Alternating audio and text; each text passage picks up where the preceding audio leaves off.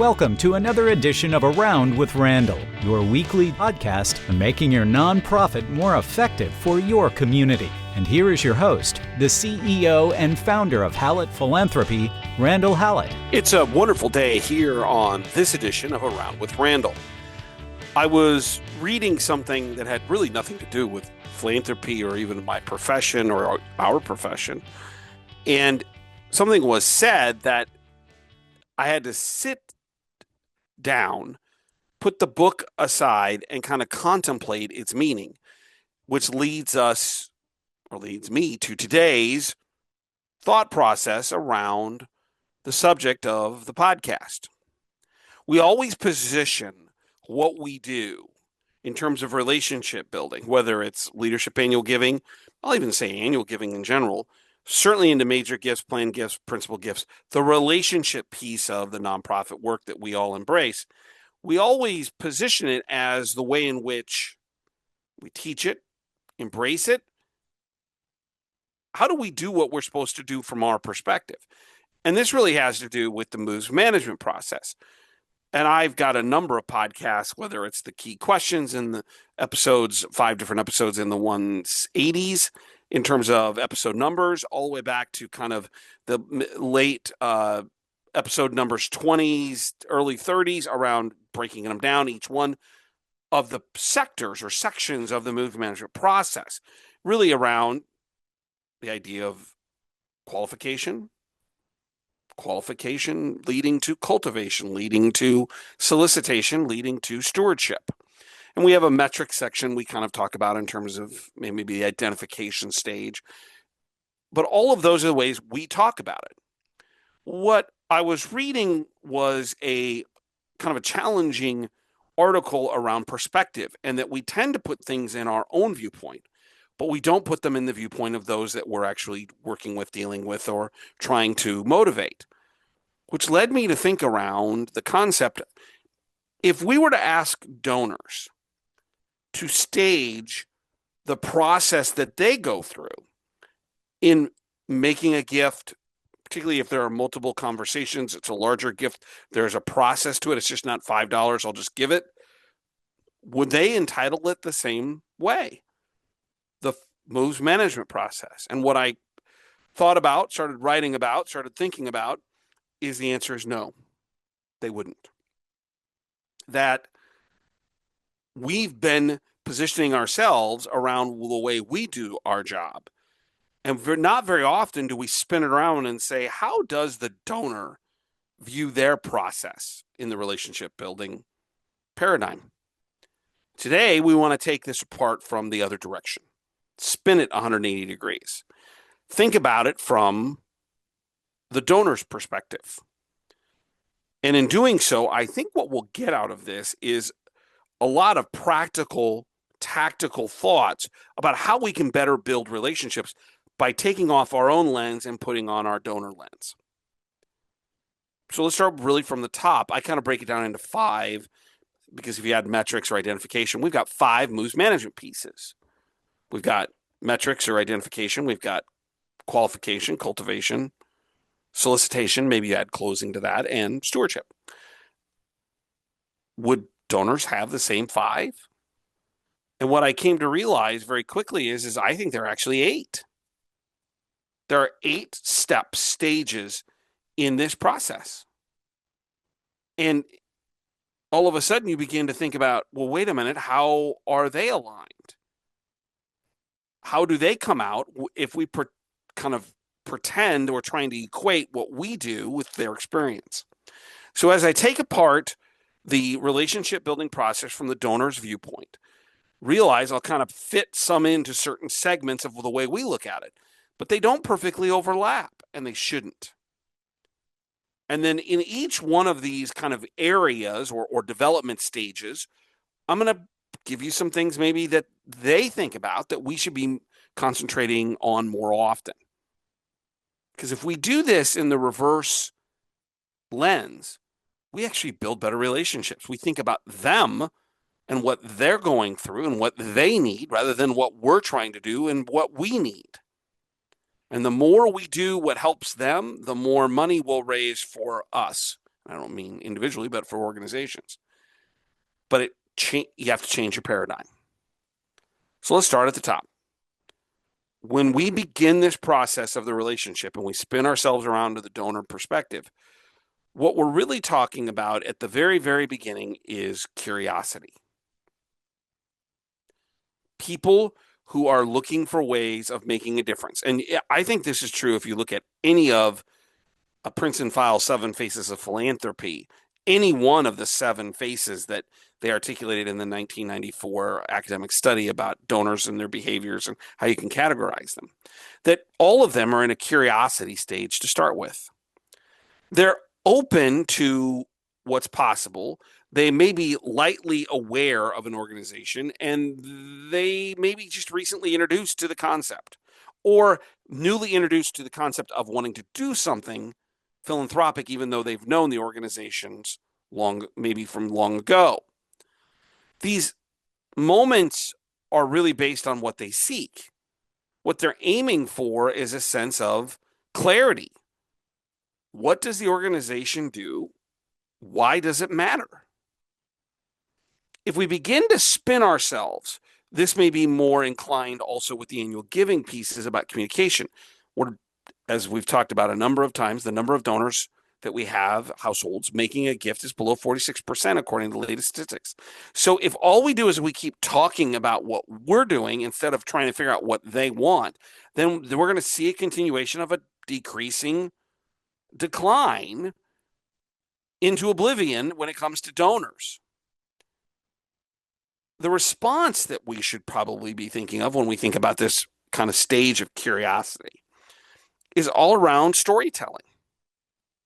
People don't want long verbiage. I do these podcasts. I really try to work hard to keep them right at around just over 20 minutes. Sometimes I get 26 or 27. People's attention spans aren't the same as they once were. And at the end of the day, the shorter, more concise your message, the better off it's probably going to be because people can absorb it. That's why we have Instagram and TikTok and all these shorter versions of content. Well, they're all based on visualization of storytelling, which means we have to figure out how do we communicate who we are and what we do in a very short, confined way that really meets the donor where they are in terms of their curiosity level. And it can't be so broad that it's just about mission. It has to be specific stories about the people we impact, why they were impacted, how they were impacted. The more we tell the story of the people and the output that we attempt, the impact on the people in our community are based on our mission that we're trying to affect, the more likely we are to meet curiosity. So number 1 is curiosity. Number 2 is, and by the way, that kind of equates to the identification stage. Who should we be talking to? Number 2 is, if we spin it backwards and we're not worried about qualification, we probably can find 2 different aspects. And in this one, I would say that the second one bleeds into the another stage, but we need to take it from the donor's perspective. So once they have the curiosity satisfied, then it becomes about inspiration. Curiosity, to me, is kind of like the neurologist who talks about the difference between rational thought process and emotion, that ration or logic leads to conclusions, but emotion leads to action. How do we get people to be inspired to do something? Not just read about you or think about you, but actually do something to help you. Which means we need to be able to think about their perspective, the donor's thought about a central thought. This covers the entire plane of inspiration. I want to be a part of that. They may not know what that means. They may not know how to do it. But they look based on that curiosity, leading to inspiration to say, I want to do something here. They need to begin to understand that there are possibilities and that if we're good at our jobs, we're communicating that there are lots of different possibilities to do these things, to meet them where they are. And that as an organization, our response to meeting that inspiration is all about more specific stories, impacts, aspirational language. Imagine the possibilities if we did this. It's a shared vision, not just need. It's about they want to do something that we're trying to do, and it's that shared connection that we have. Curiosity leads to inspiration, and inspiration then begins a process from a donor's perspective about what can I do? What should I do? What's possible? Which brings us to number 3, which is all about natural hesitation. How many times in your life have you looked at something and said, that is the coolest thing I could ever do? And then you reflect on it a little bit and realize, maybe not. This is the thought process around instant gratification when it comes to buying impulses. People who sell stuff don't want you to think about it. They want you to react to it, because you may think about it and go, wait a minute, do I really need to do that? Which makes hesitation an important stage, because you have to overcome that. They may have a great deal of inspiration. I want to be a part of that. And then there's a sense of, wait a minute, what does that actually mean? They begin to think about, is my impact going to be valued? Is it going to be meaningful? Now we're talking about you as an organization meeting them where they are about this idea of hesitation to be able to explain operational competence. We as an organization do great things, and we can prove that. We can show that. We can tell those stories, that we're financially responsible. And in the same vein, we have to realize that this is a critical moment for the donor, because if they feel pressured or manipulated, or that you're not honest, they won't go any further. This hesitation moment on the donor's perspective is beyond critical, because it's the moment where they're willing to take the step, kind of to steal from ancient Rome, to cross the Rubicon. I'm willing to put my foot in here. I'm willing to take a step of action. So your response is to be non-pressured or low pressure engagements. Lots of ways, and this is where we get visits and briefings and reports and, come to meet with, just general sessions. It's not highly pressurized. Maybe it's testimonials or third person credibility. We always talk about boards and clinicians and others being or faculty members being referral points to begin the conversation.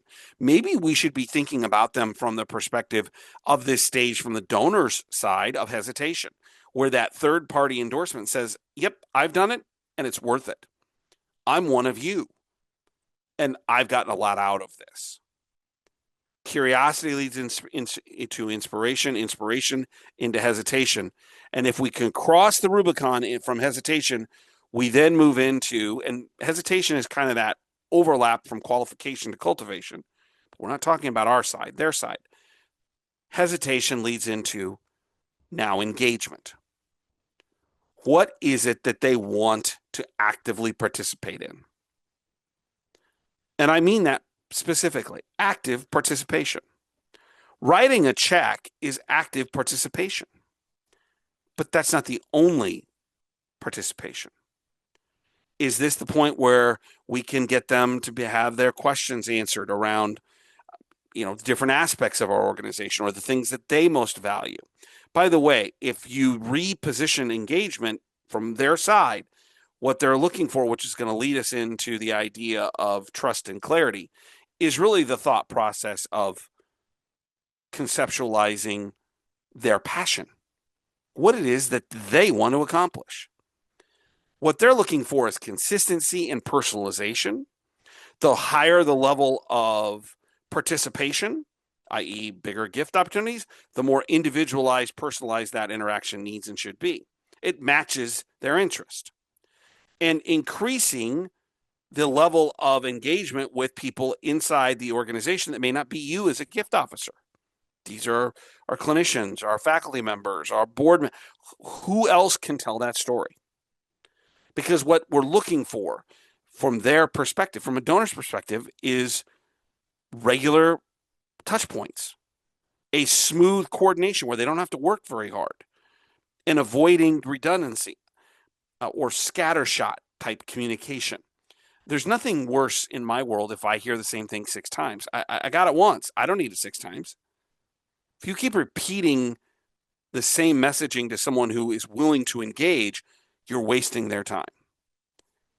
Identification on our side, we turn around and away from that. We go into, start with curiosity, to inspiration, to a hesitation, getting over that hurdle, then into engagement, which gets us to the most important thing, which we talk about all the time, but we don't think about it the right way. And that's their emotional trust. What they want is confidence that their engagement, their participation is going to be valued. It's going to mean something. It's going to make an impact, that there's a stability in the relationship. And this is where the turnover of gift officers fits. If you spin it to the donor side, you begin to see some of their hurdles. This is one that hit me like a ton of bricks. Like, well, this is the moment when they begin to trust us, and then gift officer leaves after 18 months because they weren't the right fit, or we didn't hire the right person, or they didn't get paid correctly, or the metrics aren't reasonable, whatever the myriad of reasons are. Well, if we're doing it for them, they've gotten to engagement. And when we lose this level of trust, what ends up happening is if they don't just wait for us, they retrench. We got to almost start over at times. The donor wants to know that the institution and the people they work with are at a bare minimum, and hopefully much higher, competent, ethical, that the values align, that their gift is going to be used correctly, and that we need higher levels of communication, value-driven, impact-driven alignment to what they're trying to accomplish, and that they begin to get deeper into what we do. It's behind the scenes. So engagement leads to trust. If we get their trust, if they believe in us, then that leads to clarity. Clarity, to me, equals solicitation. And in some ways, it's a great reminder if we spin ourselves away from us and make it more about the donor. If you don't have clarity, or excuse me, if they don't have clarity, you can't ask for anything transformational. They want a clear understanding of what you are asking of them. They want that to reflect the trust and the role and their position, their passion, their connection. They want to answer or have answered the questions, why me, why now? And now we're talking about creating tailored, individualized communication. A proposal that talks about it and frames it, not that we need money, but that we want a partnership. Clarity is critically important because it's the moment where the partnership elevates to, we can't do this without you, and we can't help you solve what you want based on that engagement and trust unless you're willing to partner with us. Trust leads to clarity. Clarity leads to some type of decision. I'm going to engage. I'm going to participate. Which brings us to, once it's done, what I would call validity. That validation becomes the next step. Whether it's $10, $100, $1,000, $2,500, $10,000, $1 million, we overlook the importance of validation. Was it worthwhile? Was their decision a good one? Do they understand its impact? There's a sense of confirmation that the gift had a tactical, practical perspective in doing something, but emotionally also meant something to them. There was an emotional reward, joy, pride, meaning, connection, elevation. And that our response, and yes, this sounds just like stewardship because it is beyond important. How do we reinforce this validation?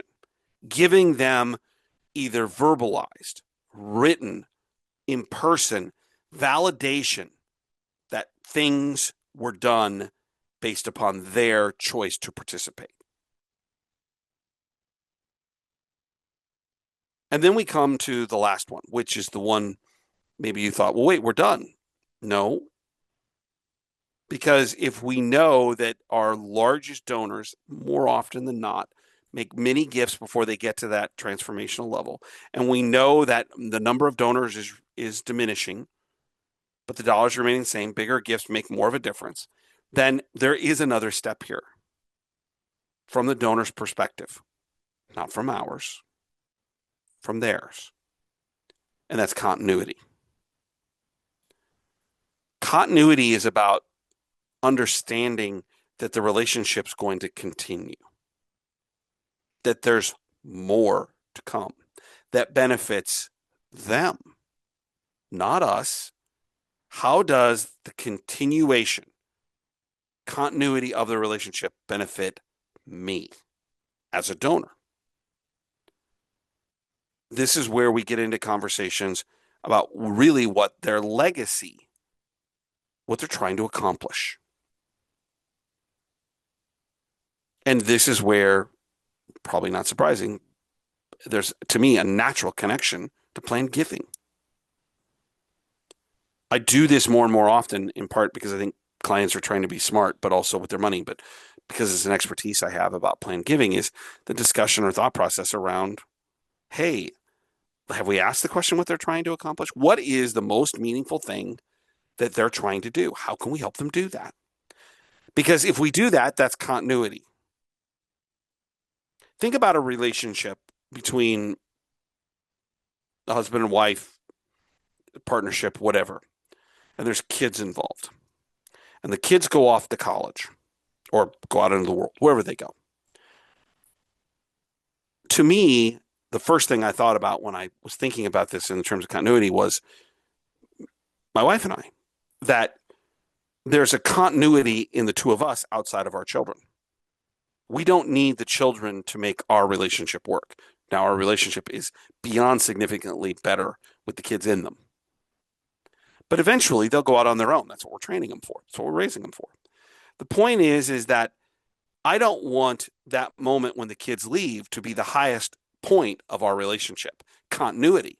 I want to be able to reflect upon not only where we have gone as a couple, but where we are going into the future. And that's going to be based on what we want to accomplish together. And in many ways, how we look at each other and say, what are you trying to accomplish? And what can we do together to do that? This is where we begin to connect story to organizational future. It's asking the questions, what is it that's most meaningful to you? What do you want to accomplish? Can we help you do that? Spinning it around, if we review curiosity to inspiration, inspiration to hesitancy or being hesitation, from hesitation, overcoming that to engagement, engagement to trust, deepening that relationship, to clarity where they feel good, we can make that ask. We move into then validation that the gift was, and the experience, not just the gift, the experience was important, leading into continuity that there's more to come. I think we need to spend more time talking about it from the donor's perspective, because if we did, it would change the way what we do, how we talk, what we try to do in certain moments. And in doing so, we would deepen our relationships with the people who actually care about what we're doing, which is the essence of where philanthropy is headed. Spin it. If you spin it, what you'll find is you'll do things differently based upon what's in their best interest. And for those that want to partner with you, turns out to be your best interest as well. Don't forget to check out the blogs at Hallett Philanthropy, 2 per week. hallettphilanthropy.com/blogs. RSS feed right there. You can grab it, send it right into your inbox. And if you'd like, you can email me at podcast@hallettphilanthropy.com. Don't forget that as we look at the world and the needs of our community, that there are lots of people, and many would say a growing number of people and organizations that need you, that need us, that need philanthropy. Because it's the point where it fills the gap between the for-profit world, which doesn't want to do any of this because it's not profitable, and the government, which really sometimes doesn't do things very efficiently. Philanthropy nonprofits live. You're serving an important purpose. Remember my all-time favorite saying, some people make things happen, some people watch things happen, then there are those who wondered what happened. You're someone who's making things happen because what you're doing is changing your community as a donor, as an employee, as an annual fund person, as an administrative assistant, CEO, trustee, whatever. What you do makes a difference for a lot of people who are wondering what happened. And that makes you someone who's making things happen for individuals, organizations, the community as a whole. Pretty cool way to spend your time. And I hope you realize the value that that delivers each and every day. We'll look forward to seeing you the next time, right back here on the next edition of Around with Randall. And don't forget, make it a great day.